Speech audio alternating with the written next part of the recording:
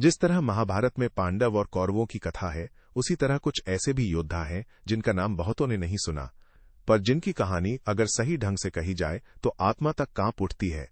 एक ऐसा ही अद्भुत पात्र था बार्बरीक।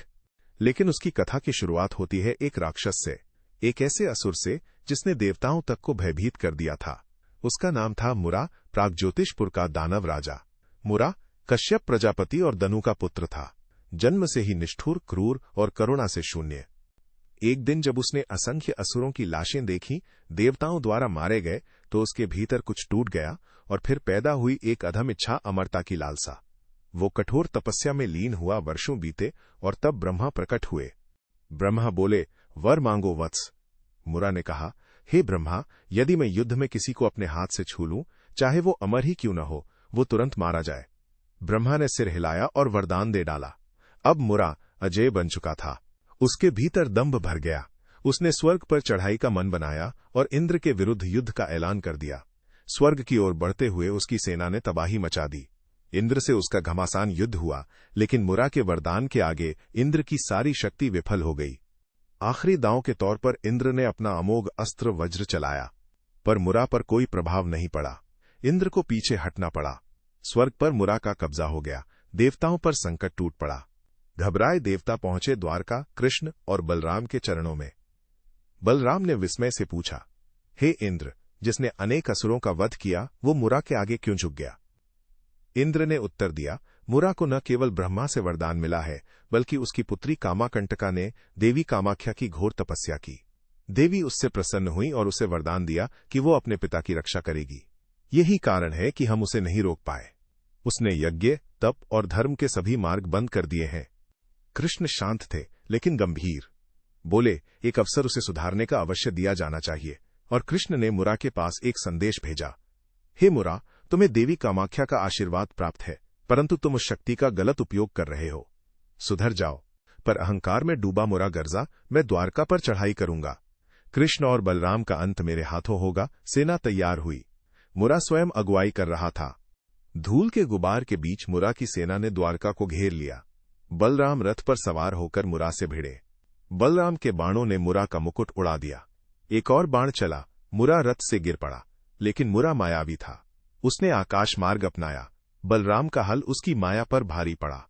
अब मुरा ने कृष्ण पर ध्यान केंद्रित किया। उसने अपने सबसे घातक अस्त्र चलाए, परंतु कृष्ण विष्णु के अवतार किसी भी अस्त्र से अछूते रहे। माया हार गई। अधर्म थरथरा उठा। कृष्ण की आंखों में अब क्रोध की नहीं, धर्म की ज्वाला थी। वे बोले, मुरा, तेरा अंत आ पहुंचा है। कृष्ण ने अपनी दिव्य गदा उठाई।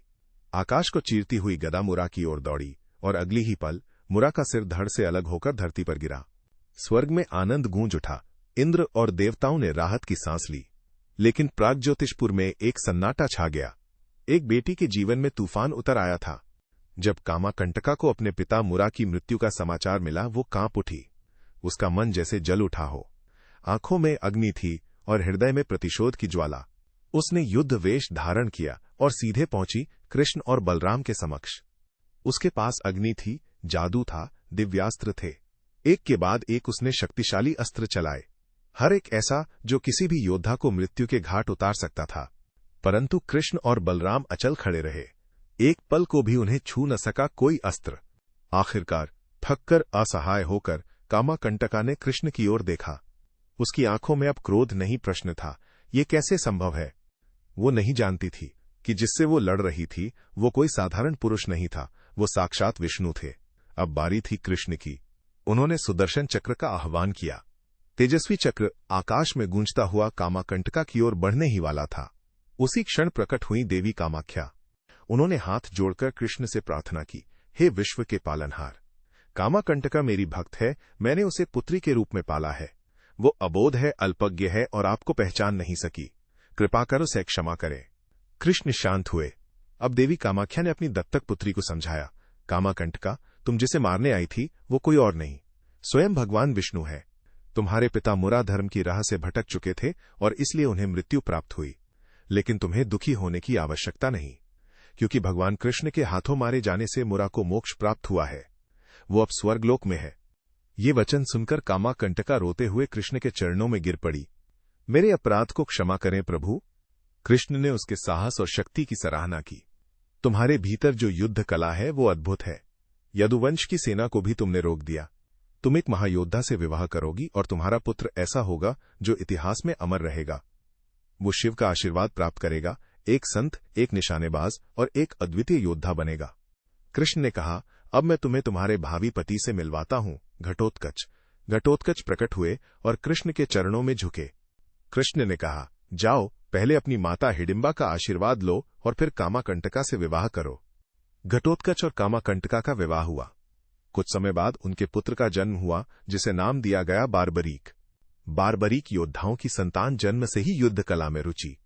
माता कामाकंटका और दादी हिडिंबा ने उसे युद्ध के गुर सिखाए, धनुर्विद्या, अस्त्रों का प्रयोग, शौर्य और विवेक। युवावस्था तक आते आते वो एक दक्ष योद्धा बन चुका था। लेकिन बार्बरीक के मन में एक और ज्वाला जल रही थी। मैं संसार का सबसे महान योद्धा बनूंगा, न्याय के लिए लड़ूंगा, अन्याय के विरुद्ध खड़ा रहूंगा, कमजोरों का साथ दूंगा और ताकतवर का अभिमान तोड़ूंगा। उसने ये स्वप्न अपनी दादी हिडिंबा से साझा किया। हिडिंबा बोली, बेटा, ये लक्ष्य कठिन है, पर यदि तू सच्चा है तो देवता भी तुझसे प्रसन्न होंगे। तपस्या कर, ईश्वर को प्रसन्न कर, वही तुझे वो शक्ति देंगे जिसकी तू आकांक्षा रखता है। बार्बरीक के जीवन की सबसे महत्वपूर्ण यात्रा अब शुरू होने जा रही थी। बार्बरीक ने एक घना शांत वन चुना, वहीं बैठ गया, ध्यान में लीन। दिन, हफ्ते, महीने बीते। प्रकृति मौन थी, पर उसका तप साक्षात गूंज रहा था ब्रह्मांड में। अंततः त्रिनेत्रधारी भगवान शिव प्रकट हुए। वत्स बार्बरीक, तेरा तप मुझे प्रसन्न कर गया है, वर मांगो। बार्बरीक ने हाथ जोड़े, हे संहार के देवता, मुझे संसार का सबसे बलवान योद्धा बनाइए, पर मेरी शक्ति का उपयोग सदैव उन लोगों के लिए होगा जो कमजोर हैं, जिन्हें दबाया गया है। मैं अधर्म के विरुद्ध धर्म के पक्ष में खड़ा रहना चाहता हूं। महादेव प्रसन्न हुए। उन्होंने उसे 3 दिव्य बाण प्रदान किए। ये तीनों अस्त्र इतने प्रचंड हैं कि संपूर्ण ब्रह्मांड का संहार कर सकते हैं। इनका प्रयोग सोच समझकर करना पुत्र, केवल तब जब उसका उद्देश्य सत्य और धर्म हो। अब बार्बरीक केवल योद्धा नहीं था, वो एक चलती फिरती प्रलय बन चुका था। शिव के आशीर्वाद की खबर चारों ओर फैल गई। लोग कहने लगे, ये बालक किसी युद्ध को अकेले पल में समाप्त कर सकता है। एक दिन मां कामाकंटका ने उसे बुलाया। बेटा, अब तुम्हें संसार की वास्तविकता से रूबरू होना चाहिए। तुम युद्ध में जाओ, विरोधियों से भिड़ो, अनुभव लो, लेकिन सदा याद रखना, तुम्हारा अस्त्र उन्हीं के लिए उठे जो अन्याय के शिकार हैं। कमजोर का साथ देना और अत्याचारी को रोकना। बार्बरीक ने मां के चरण छुए। मां, मेरा अस्तित्व ही आप है। मैं वचन देता हूं, अन्याय के विरुद्ध मेरा तीर उठेगा और मैं सदा पराजित पक्ष का साथ दूंगा, उन्हें विजय दिलाऊंगा। वो चल पड़ा जिस युद्ध की ओर जिसे इतिहास ने कुरुक्षेत्र कहा, जहां धर्म और अधर्म आमने सामने थे। उधर युद्ध की पूर्व बेला में श्रीकृष्ण योद्धाओं से पूछ रहे थे, यदि तुम्हें अकेले युद्ध लड़ना पड़े तो कितने दिन लगेंगे? भीष्म ने कहा, 20 दिन। द्रोणाचार्य बोले, 25। कर्ण और अर्जुन ने भी जवाब दिए, 30 दिन। कृष्ण मुस्कुरा दिए। उन्हें पता था इस युद्ध को 18 दिन चलना ही होगा। लेकिन एक और योद्धा था जो सब कुछ बदल सकता था, बार्बरीक। 3 बाणों वाला योद्धा, एक ऐसा अस्त्रधारी जो महाभारत को पल भर में समाप्त कर सकता था। कृष्ण जानते थे ये युद्ध केवल बाहुबल से नहीं बल्कि धर्मबल से जीता जाएगा, इसलिए उन्होंने स्वयं बार्बरीक से मिलने का निर्णय लिया। अब प्रश्न उठा, बार्बरीक कौन था? कृष्ण मुस्कुराए। वो एक यक्ष था, पूर्व जन्म में। एक बार ब्रह्मा और देवता विष्णु के पास पहुंचे, अधर्म बढ़ गया है प्रभु, आप अवतार लीजिए। विष्णु ने हामी भरी। तभी एक यक्ष ने कहा, प्रभु आप कष्ट न करें, मैं अकेला ही सारे अधर्मियों का संहार कर सकता हूं। ये सुन ब्रह्मा रुष्ट हो गए। तू अभिमानी है, इस कर्व का दंड भुगत। और उन्होंने उस यक्ष को श्राप दिया, तू मानव रूप में जन्म लेगा और जब पृथ्वी पर धर्म की स्थापना का समय आएगा तो स्वयं विष्णु तुझे मारेंगे। वही यक्ष अब बार्बरीक के रूप में जन्मा था और वो दिन आ गया था जब उसका वध तय था। बार्बरीक 3 बाणों से सुसज्जित युद्ध के उन्माद में कुरुक्षेत्र की ओर बढ़ रहा था। रास्ते में एक ब्राह्मण खड़ा मिला। वो सीधा बार्बरीक के मार्ग में खड़ा था। कौन हो पुत्र? योद्धा प्रतीत होते हो, बार्बरीक ने उत्तर दिया। मैं घटोत्कच का पुत्र भीम और हिडिंबा का पौत्र हूं, धनुर्विद्या में निपुण और आज के समय का सबसे बलवान योद्धा। मैं कुरुक्षेत्र के युद्ध में भाग लेने जा रहा हूं। ब्राह्मण ने पूछा, तुम किस पक्ष का साथ दोगे? बार्बरीक ने दृढ़ता से कहा, जो भी पक्ष पराजित होगा मैं उसी के लिए लड़ूंगा। ब्राह्मण ने फिर टोका, परंतु तुम्हें धर्म और अधर्म की पहचान होनी चाहिए। कभी कभी कमजोर पक्ष अधर्मी भी होता है। बारबरीक झल्ला गया। मुझे न धर्म की परवाह है न अधर्म की। मैं सिर्फ युद्ध चाहता हूं और अपनी शक्ति का प्रदर्शन। ब्राह्मण शांत नहीं हुआ। उसने पूछा, अगर तुम अकेले युद्ध लड़ो तो कितने समय में युद्ध समाप्त कर दोगे? बारबरीक गर्व से बोला, कुछ ही मिनटों में। ब्राह्मण ने उसकी तरफ देखा, पर तुम्हारे पास तो केवल 3 बाण हैं। क्या वे पर्याप्त हैं? क्या तुम इनके प्रभाव का प्रदर्शन कर सकते हो? अब परीक्षा का समय था। ब्राह्मण ने इशारा किया एक पीपल का घना वृक्ष। उस पर हरे भरे पत्तों के बीच कुछ सूखे पत्ते भी झूल रहे थे। इन सूखे पत्तों को निशाना बनाओ, पर एक भी हरे पत्ते को छूना नहीं चाहिए। बारबरीक मुस्कुराया। पहला बाण निकाला। उसने हवा में उड़ते हुए सभी सूखे पत्तों को चिन्हित कर दिया। दूसरा बाण निकाला और चंद क्षणों में सारे सूखे पत्ते नष्ट हो गए। सिर्फ हरे पत्ते रह गए। यहां तक कि एक सूखा पत्ता, जिसे ब्राह्मण ने गुप्त रूप से अपने पैर के नीचे दबा रखा था, वो भी बाण ने पहचान लिया और उसके नीचे घुसने लगा। ब्राह्मण चौंक पड़ा। बारबरीक की शक्ति ने उसे स्तब्ध कर दिया। अब उसने पूछा, तीसरा बाण किस लिए है? बारबरीक गंभीर हुआ। यह सबसे विनाशकारी बाण है। यदि चलाया तो पूरा ब्रह्मांड जलकर राख हो जाएगा। इसलिए इसका प्रयोग तभी होगा जब अंतिम समय हो। अब ब्राह्मण ने पूछा, कुरुक्षेत्र में तुम किसका पक्ष लोगे? बारबरीक बोला, मां से वादा किया है, जो हार रहा हो मैं उसी के लिए लड़ूंगा।